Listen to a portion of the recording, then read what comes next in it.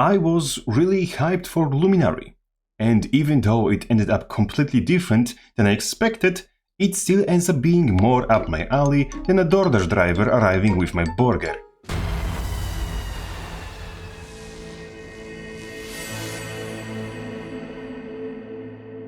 Greetings Lightbringers, let us shine some light on this elite spec.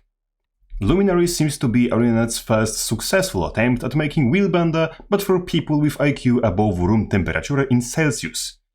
Lam uses normal Guardian virtues, to which he retains access in his Shroud, while also retaining access to utilities in said same Shroud. This is not a Shroud, this is Holoforge.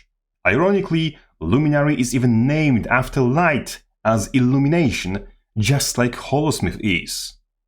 My only complaint is that the name Shroud suggests something. It suggests transformation skill that cuts into your access to utilities.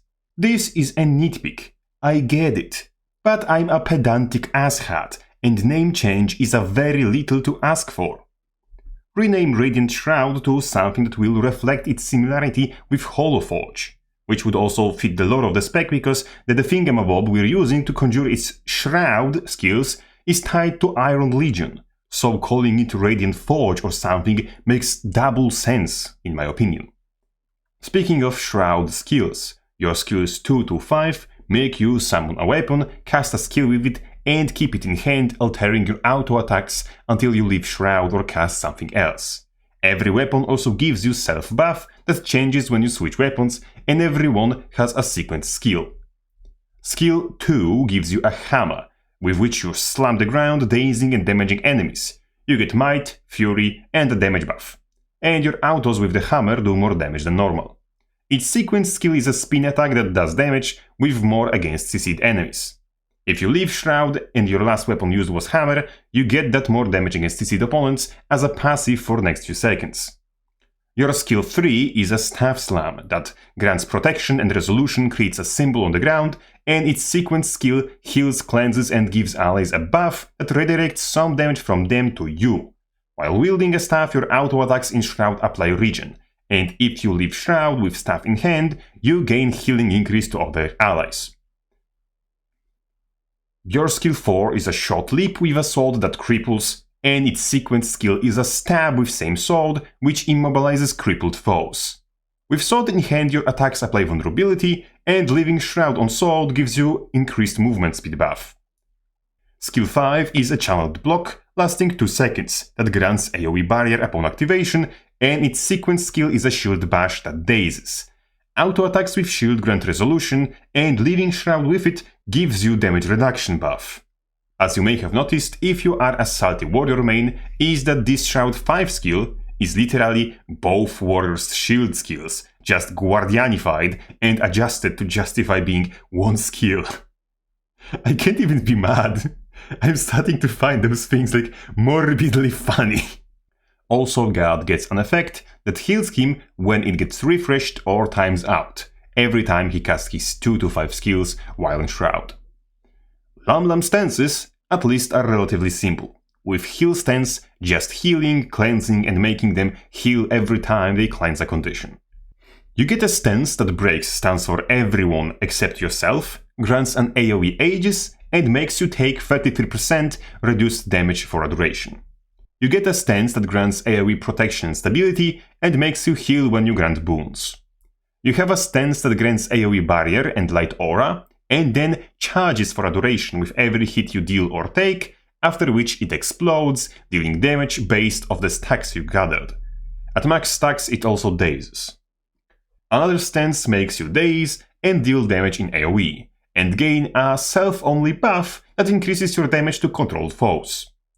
And your elite stance is a leap. Yes, a leap that stuns everyone in target area, deals damage, grants might and fury, and spawns an area in which you gain that self-buff which heals if it expires or gets refreshed, and it also tethers everyone you hit with the initial stun.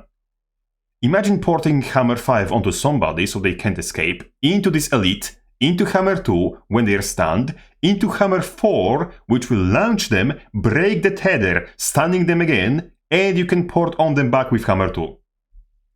Holy shit. Minor traits give you those buffs you get for whichever weapon you hold on Shroud exit, and that buff which heals when it times out or gets refreshed, and a little bit of vitality to go with it. First trait in first column grants protection and makes you blind enemies around you whenever you activate a stance. Trait 2 gives you light aura on casting a heal skill. Trait 3 makes the buff that heals you when it times out or gets refreshed automatically refreshed when you exit Shroud.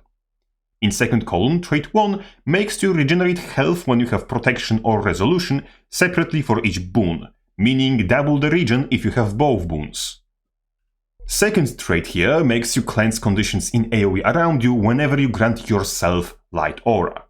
Third grants you duration stacking damage buff for casting your 2 through 5 Shroud skills. In third column we have a trait that makes your skills 2 through 5 refund a portion of your virtue cooldowns and grant alacrity in PvE whenever you cast a virtue. Next you have a trait that makes you gain light aura when entering Shroud, and detonate light aura you have whenever you hit a skill in Shroud or hit someone with your damaging stances, causing a pulse of damage, healing and resolution to happen around you. This is Guardianified King of Fires. Wow, I need a minute to think about this.